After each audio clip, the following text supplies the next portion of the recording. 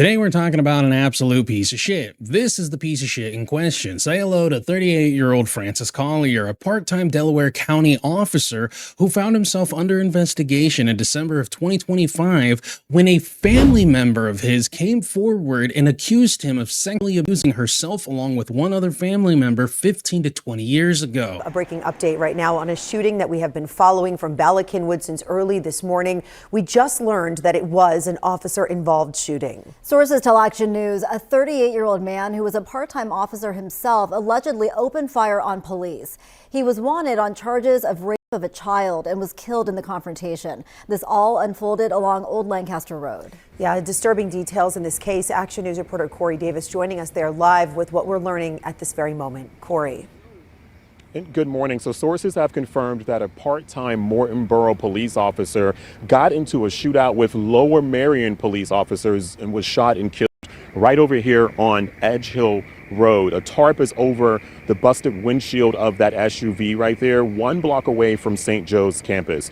Want to give you a look there at some new drone video there from Drone 6 of the SUV that police are focused on. The windshield and all of the driver's side windows are shattered. We're being told that Morton Borough Police, part-time Morton Borough police officer, 38-year-old Francis Collier, is the man who investigators say was shot and killed. The Montgomery County DA says Collier was wanted by the Pennsylvania Attorney General's office on charges of raping a child. Those charges filed just yesterday in Delaware County.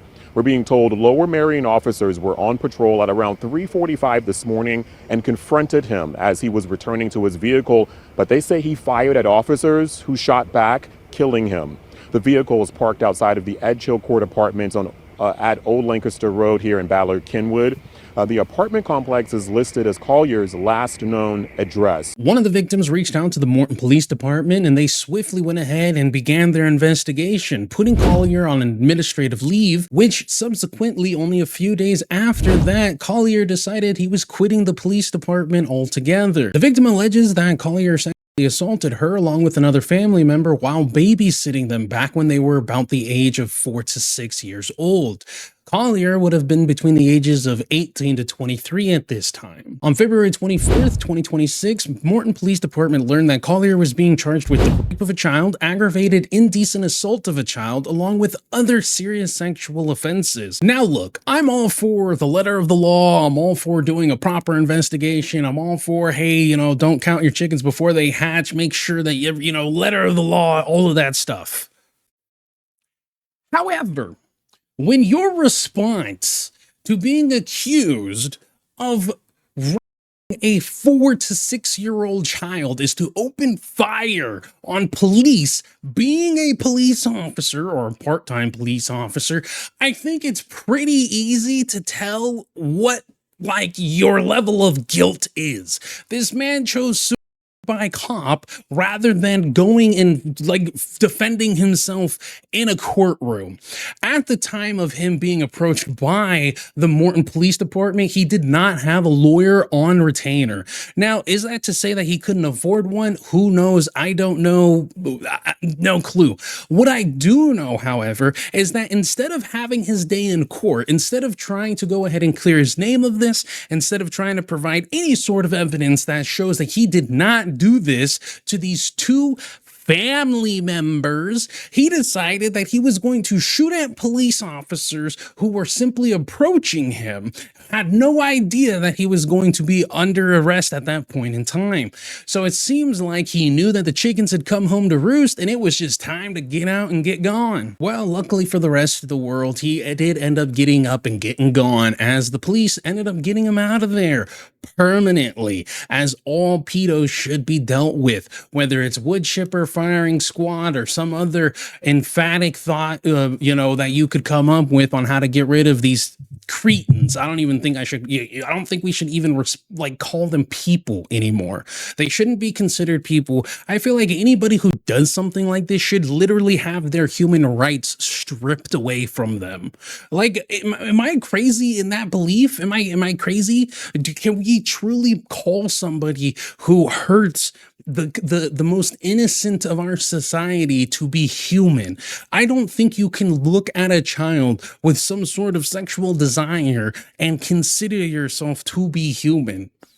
Am I wrong? And you know what makes it even worse? You know what makes it even worse about this absolute sack of shit is that he was part of the Delaware County Child Abuse and Exploitation Task Force. In other words, this dude who raped 2 toddlers was a part of the Child Abuse and Exploitation Task Force. He goes and does that disgusting, deplorable, despicable shit.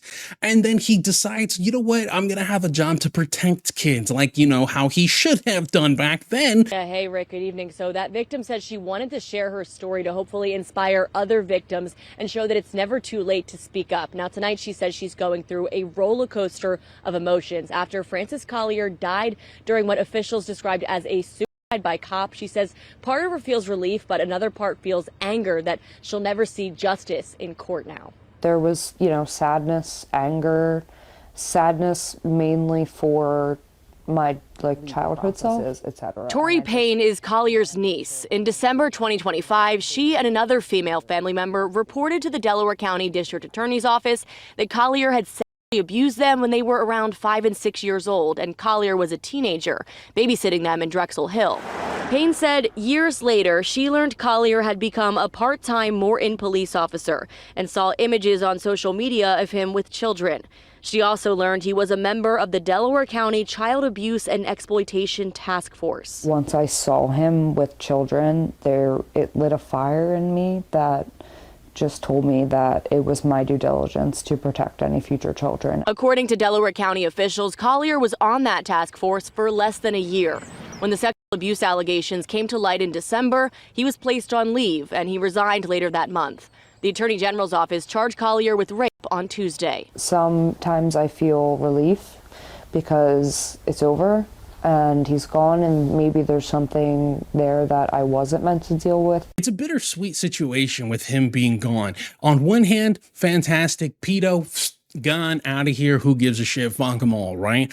On the other hand, however, you can sit there and talk about and say that this man cheated the victims, the 2 victims that we know of, out of some sort of resolution, out of some sort of, completion to write the end of the chapter of that part of their life, and one of the victims speaks out and talks about what they had to deal with and how seeing him being a part of the Child Abuse and Exploitation Task Force weighed on her to the point to where she had to come forward and speak her truth and hope that anybody else out there who was victimized by Collier would also do the same, and to remind victims that it's never too late to step up and speak out. Now, I know this isn't really a reaction video or anything, it's more so just monologuing here, but I mean, shit, sometimes you just gotta say shit and put it out there.